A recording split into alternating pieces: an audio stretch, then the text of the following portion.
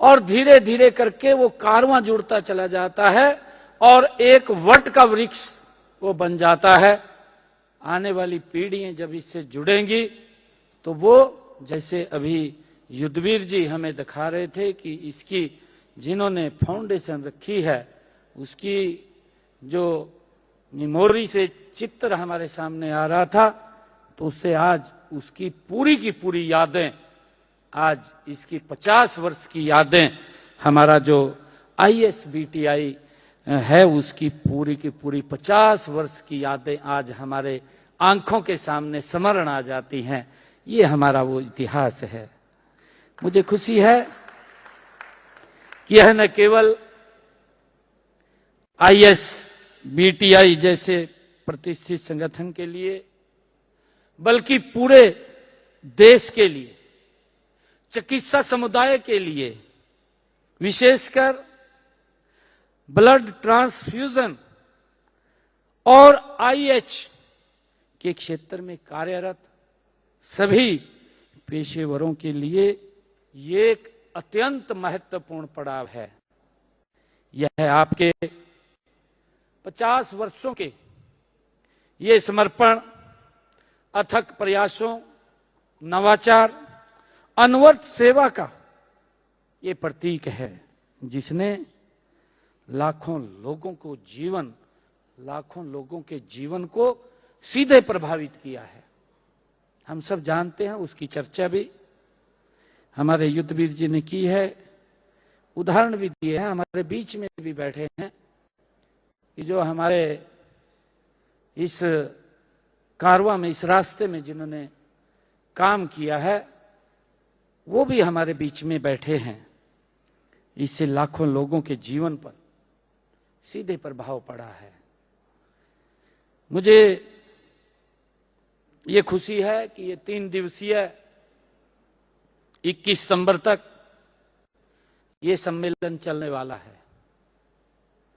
यह अत्यंत सम्मान की बात है कि हरियाणा को ISBTI के इस ऐतिहासिक स्वर्ण जयंती सम्मेलन की मेजबानी करने का अवसर मिला है। मुझे ये भी खुशी है कि इससे पूर्व अगर हम देखें 1983 में 10वां जो ट्रांसकॉन रोहतक में और 2011 में 36वां ट्रांसकॉन पंचकुला में आयोजित किया गया था। ये यात्रा चल रही, हर वर्ष हम इस कार्यक्रम के साथ जुड़ते हैं। हमारे लिए यह गर्व की बात है कि ISBTI का संपर्क कार्यालय हरियाणा के हमारे हिसार में है। यह हमें खुशी है इस बात की, और यह हरियाणा और इस प्रतिष्ठित संस्था के बीच गहरे और स्थायी संबंध को यह दर्शाता है। मैं इस अद्भुत आयोजन के पीछे की प्रेरक हमारी डॉक्टर संगीता पाठक जी को पुनः बहुत बहुत बधाई देता हूं, शुभकामनाएं देता हूं। मित्रों, आपने इस सम्मेलन का विषय स्वर्ण जयंती ट्रांसकॉन, अतीत की उपलब्धियां और भविष्य की क्षितिज रखा है। यह विषय पिछले 5 दशकों की शानदार यात्रा को दर्शाता है। आज यहां आप अपनी पिछली उपलब्धियों का जश्न, उनकी चर्चा आप एकत्र होकर के आज करेंगे।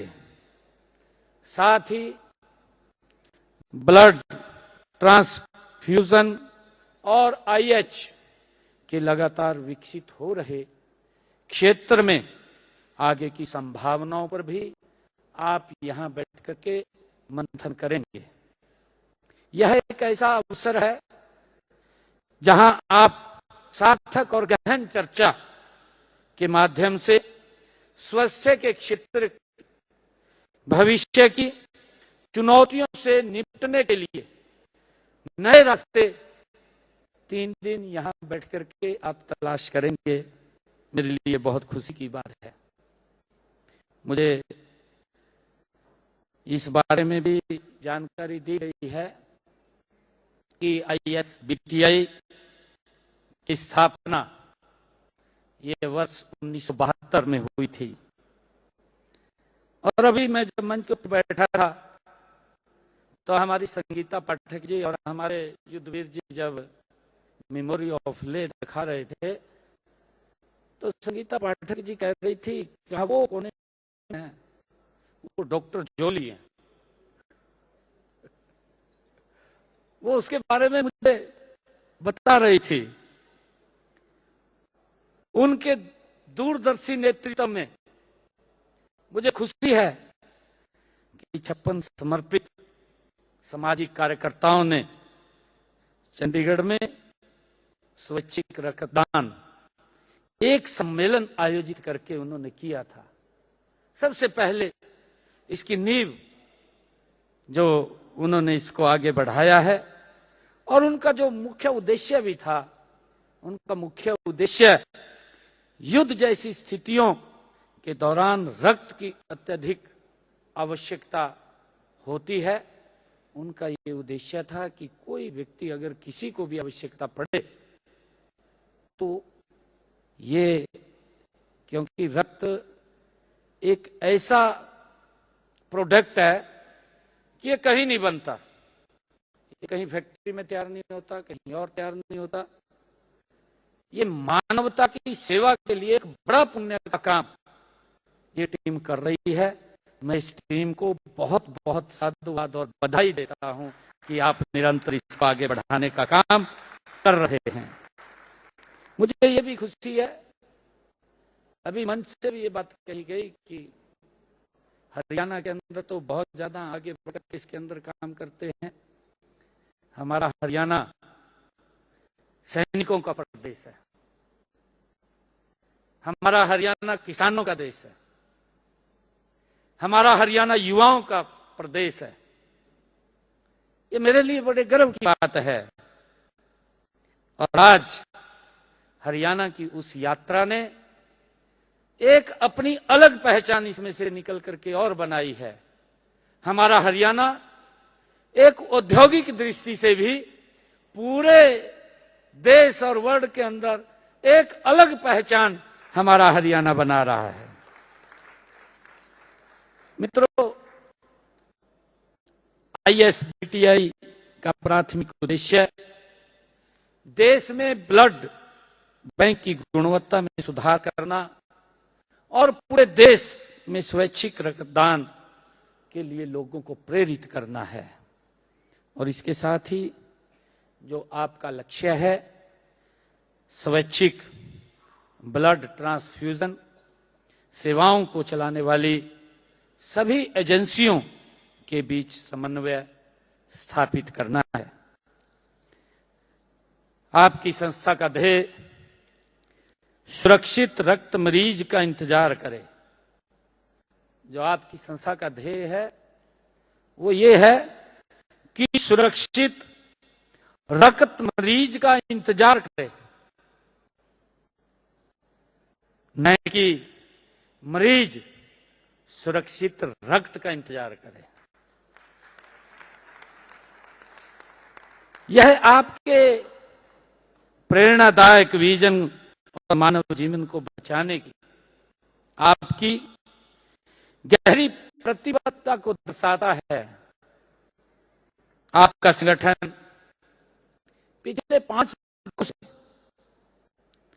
89 सदस्यों के छोटे से समूह से शुरू होकर के आज ये देश का, जिसका जिक्र हमारे युद्धवीर जी ने भी किया है, ये देश का 5642 सदस्यों का एक वट का वृक्ष बन गया है।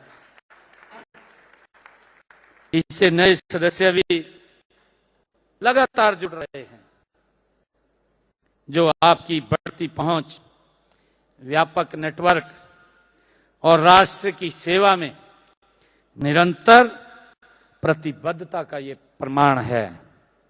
मित्रों, हम सब जानते हैं कि आईएच चिकित्सा, रक्त संक्रमण, ट्रांसफ्यूजन रिएक्शन और अन्य रक्त संबंधी बीमारियों की रोकथाम में सहायक है। इसलिए आईएच और ब्लड बैंक दोनों की समाज में महत्वपूर्ण भूमिका है। मुझे खुशी है कि आप लोग इस कार्य को निरंतर आगे बढ़ा रहे हैं। दुर्घटनाओं, सर्जरी, डिलीवरी, कैंसर, थैलीसीमिया जैसी बीमारियों में रोगियों को सुरक्षित रक्त की आवश्यकता होती है। ब्लड बैंक और आईएच तकनीकों के बिना यह संभव नहीं है। मुझे ब्लड बैंक और आईएच ये तकनीकें सुनिश्चित करती हैं कि रक्तदाता और प्राप्तकर्ता के बीच ब्लड ग्रुप और एंटीबॉडी की सही पहचान हो, जिससे ट्रांसफ्यूजन रिएक्शन से बचा जा सके। मुझे यह भी खुशी है कि कुछ ब्लड ग्रुप के एंटीबॉडी विशेष बीमारियों का संकेत देते हैं। आईएच ऐसे मामलों में रोग को शीघ्र पहचान करने में भी मदद करती है। हमारा मानना है कि हमें समय की मांग के अनुसार next generation blood testing, artificial intelligence आधारित रक्त मिलान और आर्टिफिशियल ब्लड जैसे अनुसंधानों को प्रोत्साहन हमें देना चाहिए। डिजिटल हेल्थ मिशन के अंतर्गत ब्लड डोनेशन और ट्रांसफ्यूजन्स को ट्रैक करने के लिए मोबाइल ऐप और वेब पोर्टल विकसित करने चाहिए।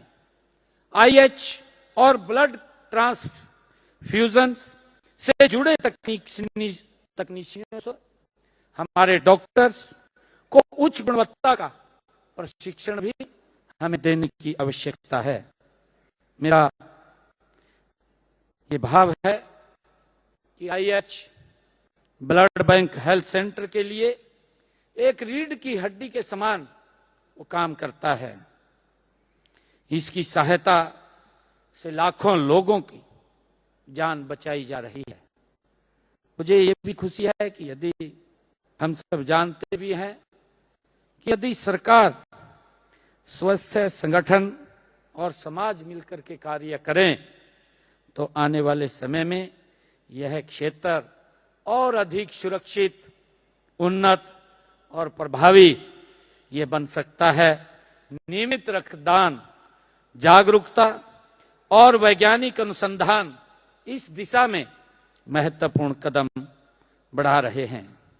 साथियों, इसी कड़ी में इस वर्ष गो ग्रीन इनिशिएटिव ट्रांसकॉम द्वारा की गई एक उल्लेखनीय ये पहल भी है।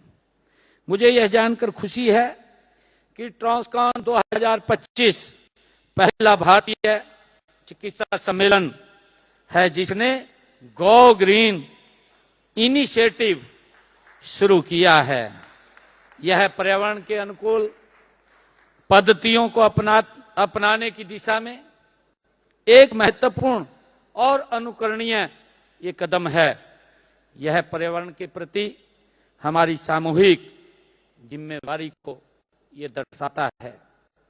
हरियाणा सरकार भी पर्यावरण संरक्षण के प्रति हमारी प्रतिबद्धता है और हम आपकी इस हरित पहल का तहे दिल से हम स्वागत करते हैं। मुझे मित्रों, इस दिशा में हमने प्रदेश में कई इंसेंटिव हमने लिए हैं, अभी जिसका जिक्र भी किया गया है हमारे अरविंद जी द्वारा, ये सेवा पखवाड़ा का शुभारंभ ये 17 तारीख को शुरू हुआ है। पूरे प्रदेश के अंदर चाहे ब्लड डोनेशन कैंप की बात हो, चाहे हेल्थ चेकअप की बात हो, और चाहे गरीब व्यक्ति तक स्वास्थ्य सुविधा पहुंचाने की बात हो। मैंने उस दिन कई ऐसे इंसेंटिव शुरू किए हैं कि लगभग 9 बसेस को हरी झंडी देकर के मैंने पंचकुला से शुरू किया कि वो गांव-गांव जाकर के महिलाओं का चेकअप करेंगी।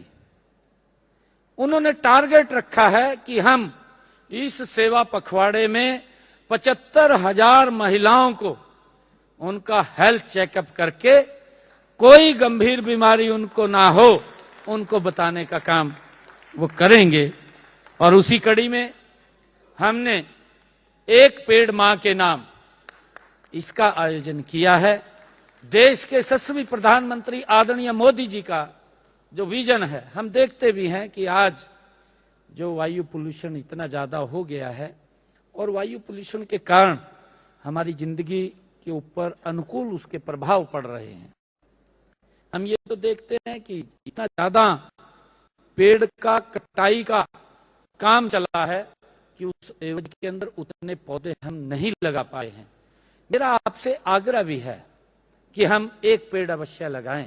जब आप इतना बड़ा ये पुण्य का काम कर रहे हैं कि किसी के जीवन को बचाने के लिए आप ब्लड डोनेट लोगों को प्रेरित करते हैं, तो उसके साथ साथ हम जिसको भी ब्लड डोनेट हम करते हैं उसको अवश्य इस बात के लिए कहें कि आप एक पेड़ अवश्य लगाइए, क्योंकि व्यक्ति के ये जीवन को बचाने में जैसे ब्लड का महत्वपूर्ण योगदान है, वैसे ही एक पेड़ का भी व्यक्ति के जीवन में महत्वपूर्ण योगदान है।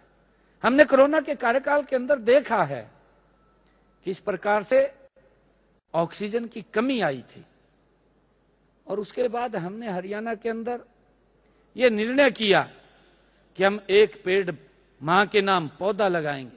अब की बार का भी हमने लक्ष्य था हरियाणा के अंदर।